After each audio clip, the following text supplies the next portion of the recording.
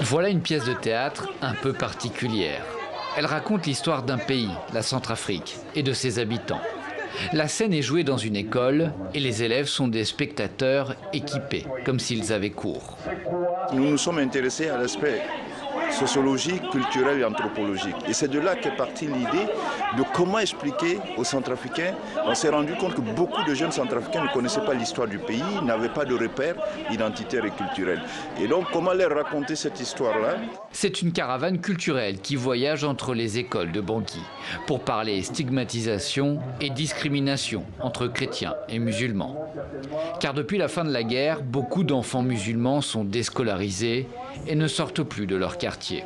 Malheureusement, cette communauté n'a pas pu revenir en cours quand la paix est revenue. Nous enregistrons un faible retour progressivement. Il y a certains courageux, d'autres n'osent toujours pas. Beaucoup sont de l'enclave du kilomètre 5 et ne peuvent pas sortir pour aller loin. Donc ils se contentent d'être dans les établissements qui sont proches. Abdul Mahama est un jeune musulman du quartier de PK5. Avec sa famille, il a dû fuir son pays pendant 3 ans.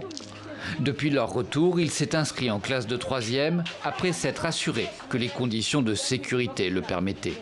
Et lorsque j'étais venu pour faire l'inscription, j'ai dit que donc s'il y a quelque chose qui se passe au kilomètre 5, vous allez nous faire comment? Quelle est votre solution? Ils ont dit que non, vous les musulmans, vous n'allez pas sortir, vous devez rester dans cet établissement pour qu'on va trouver une solution pour vous.